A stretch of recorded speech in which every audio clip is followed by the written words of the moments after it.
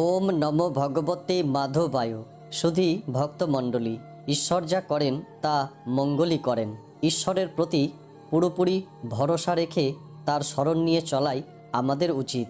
তাই আজকের পর্বে এমনই একটি কাহিনী তুলে ধরব, যার মধ্য দিয়ে আমরা বুঝতে পারব যে ঈশ্বরের প্রতি কখনোই বিশ্বাস হারানো উচিত নয়।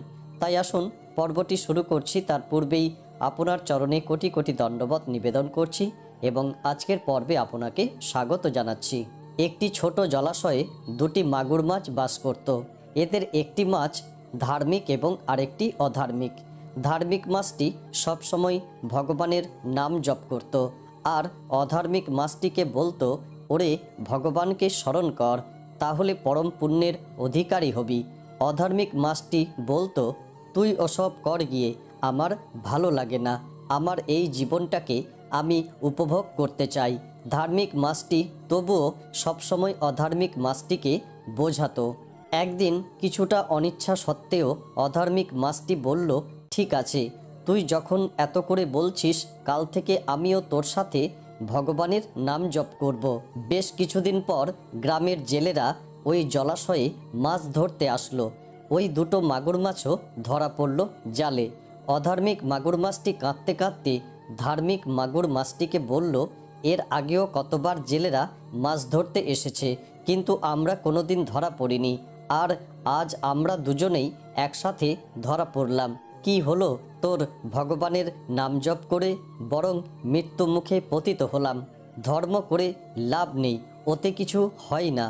ধার্মিক মাছটি কিন্তু অবিচল। সে শান্তভাবে অত্যন্ত জোরের সাথে অধার্মিক মাছটিকে বলল, ওরে ভগবান যা করেন মঙ্গলের জন্যই করেন, ভরসা রাখ আর তার নাম কর। তিনি দয়াময়, অদ্ভুত তার লীলা, অনন্ত তার দয়া। আমরা ক্ষুদ্র হতে পারি, কিন্তু তুচ্ছ নয় তার কাছে। ধার্মিক মাছটির কথা শুনে অধার্মিক মাছটি কিছুটা আশ্বস্ত হলো। এদিকে জেলেরা মাছ নিয়ে যে যার ঘরে ফিরে গেল। এক জেলে তার বউকে ডেকে বলল, এই দেখো বউ, আজ দুটো মাগুর মাছ ধরেছি, এ দুটোকে ভালো করে রান্না করো, আমি বাজার থেকে ঘুরে আসি। এই কথা শুনে অধার্মিক মাছটি তো উচ্চস্বরে কাঁদতে লাগলো। ধার্মিক মাছটিকে তিরস্কার করতে লাগলো, তোর কথা শুনে আজ আমার এই দুর্গতি, কেন যে ভগবানের নাম করতে গেলাম, দিব্যি হেসে খেলে জীবন কাটছিল, আর ওই ভগবানের নাম করে আজ প্রাণ সংশয়, কিচ্ছু নেই ওই নামে।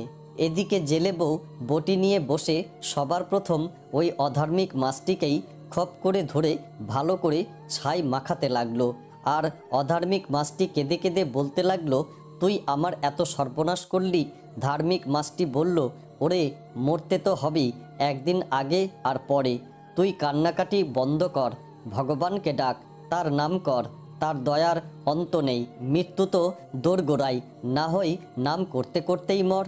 তখন অধার্মিক মাছটি উচ্চস্বরে আকুল হয়ে ভগবানকে ডাকতে লাগলো। জেলে বউ মাছটি কাটতে যাবে, এমন সময় জেলে হন্তদন্ত হয়ে এসে বউকে বলল, ও বউ, মাছ দুটোকে কেটে ফেলেছিস? জেলে বউ বলল, এখনও কাটেনি, এই ছাই মাখাচ্ছিলাম কাটবো বলে। তুমি এমন হাঁপাতে হাঁপাতে এলে কেন, কি হয়েছে? তখন জেলে বলল, আরে হাটে গিয়ে শুনলাম এই রাজ্যের রাজা পুকুর কেটেছেন, কাল তার উদ্বোধন হবে। একজোড়া মাগুর মাছ চাই, রাজা পুকুরে ছাড়বেন, আর যে দুটো মাগুর মাছ নিয়ে দিতে পারবে রাজা তাকে অনেক পুরস্কার দেবেন। তুই তাড়াতাড়ি মাছ দুটোকে পরিষ্কার করে দে, আমি রাজার কাছে দিয়ে আসি। এতক্ষণে অধার্মিক মাছটির প্রাণে শান্তি এলো। ধার্মিক মাছটি বলল, দেখেছিস আমার ভগবানের কত দয়া। অধার্মিক মাছটি কথা বলতে পারল না, কৃতজ্ঞতায় পরিপূর্ণ হয়ে গেল তার অন্তঃকরণ। মনে মনে ভাবল, ওগো দয়াময় মহান ভগবান, আমার মতো তুচ্ছাতি তুচ্ছ জীবের প্রতিও তোমার এত দয়া। পরের দিন প্রতিষ্ঠিত হলো পুকুর। দুধে মাখিয়ে স্বর্ণ অলংকার পরিয়ে মাছ দুটিকে ছাড়া হলো পুকুরে।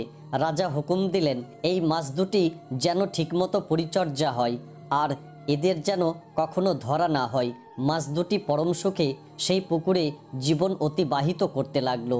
আর দ্বন্দ্ব রইল না অধার্মিক মাছটির মনেও। ভগবানের দয়ার কথা আর অস্বীকার করতে পারল না সে। ভগবানের দয়া ও ভালোবাসার প্রতি পূর্ণ ভক্তি থাকলে ভগবান তাকে বিপদে রক্ষা করেন। তাই এই কাহিনীটির মধ্য দিয়ে আমরা বুঝতে পারলাম যে ঈশ্বর সত্যি যা করেন তা মঙ্গলই করেন। তাই ভগবানের প্রতি পুরোপুরি ভরসা রেখে চলুন, তাহলে ভগবান অবশ্যই কৃপা করবেনই করবেন।